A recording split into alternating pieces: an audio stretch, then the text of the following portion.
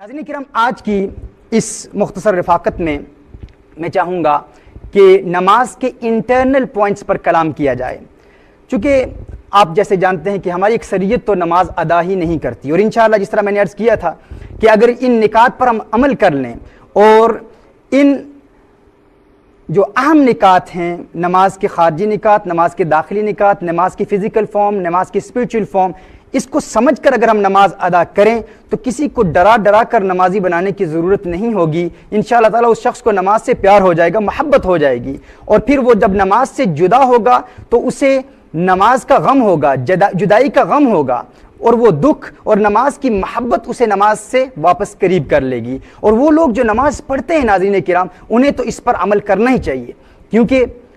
اگر آپ نماز کے لیے وقت نکالتے ہیں اپنے دنیاوی کمٹمنٹ سے، آپ کالجز میں ہیں، یونیورسٹیز میں ہیں، یا کسی کاروبار میں ہیں، یا گھریلو معاملات میں ہیں، کمٹمنٹس میں، وہاں سے آپ وقت نکالتے ہیں ہر روز 5 وقت کی نماز کے لیے، ایک نماز کے لیے آپ 10-15 منٹ نکالتے ہیں، وضو کرتے ہیں، جب اتنی کمٹمنٹ آپ نماز کو دے رہے ہیں تو اگر مزید ان نکات پر بھی آپ عمل کر لیں تو ناظرین کرام انشاءاللہ تعالیٰ ان نکات پر عمل کرنے کی برکت سے نماز میں یکسوئی اور توجہ بھی حاصل ہوگی، اور دنیاوی خیالات سے آپ کا ذہن اور آپ کا دل پاک بھی ہو جائے گا، اور پھر وہ ایسی نماز ہو جائے گی کہ وہ نماز آپ کو ہر غم سے آزاد کر دے گی۔ اگر ہم نماز ادا کرتے ہیں تو ان نکات پر عمل کرنے سے ہمیں مزید کچھ عمل نہیں کرنا پڑتا، اور وقت اگر آپ 15 منٹ نماز پر لگاتے ہیں تو 15 منٹ ہی لگیں گے، یعنی ان نکات پر عمل کرنے کے لیے آپ کو مزید وقت کی ضرورت نہیں ہے۔ تو کیا ہی اچھا ہوتا اگر ہم ان کو پریکٹیکلی امپلیمنٹ کرتے، اور مجھے امید ہے، یقین ہے کہ انشاءاللہ تعالیٰ آج ان 6 نکات کو آپ لکھیں گے، ان پر عمل کریں گے، اور اس حالت میں آپ صلی اللہ علیہ وآلہ وسلم نے اسی نماز کے متعلق ارشاد فرمایا ہے،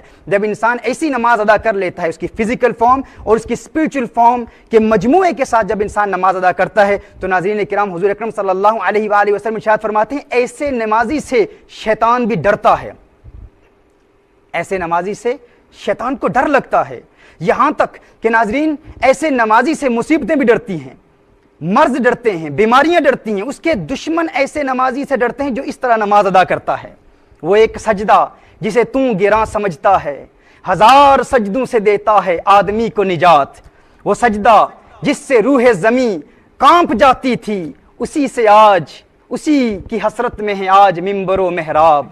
ناظرین کرام، یہ ایک سجدہ ہے، اگر اس کو ہم سیکھ لیں اور اس کی فزیکل فارم اور اسپریچول فارم کے مجموعے کے ساتھ اس سجدے کو ادا کریں تو انشاءاللہ یہ دنیا کے دروازوں پر دستک دینے اور دنیا داروں کے دربار پر بھیک مانگنے سے ہمیں بچا لے گا، 1000 سجدے سے ہمیں نجات دے دے گا، لیکن شرط یہ ہے کہ یہ سجدہ دل سے ادا ہو، دل سے ادا ہو۔ فقط سجدہ کرنا کافی نہیں ہے،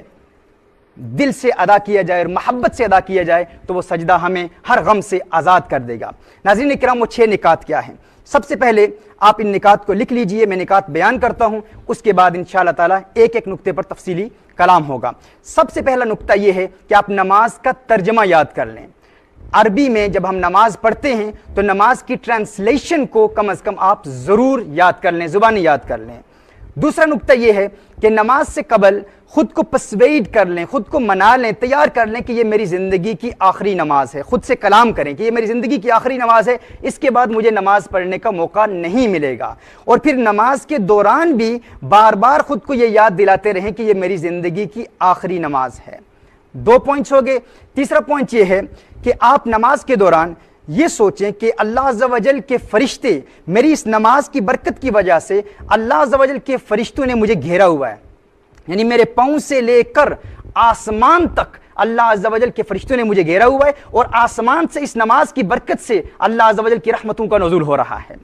3 پوائنٹس۔ چوتھا پوائنٹ یہ ہے کہ نماز کے دوران آپ یہ سوچیں کہ میں پل صراط پہ کھڑا ہوں، میری دائیں جانب جنت ہے، بائیں جانب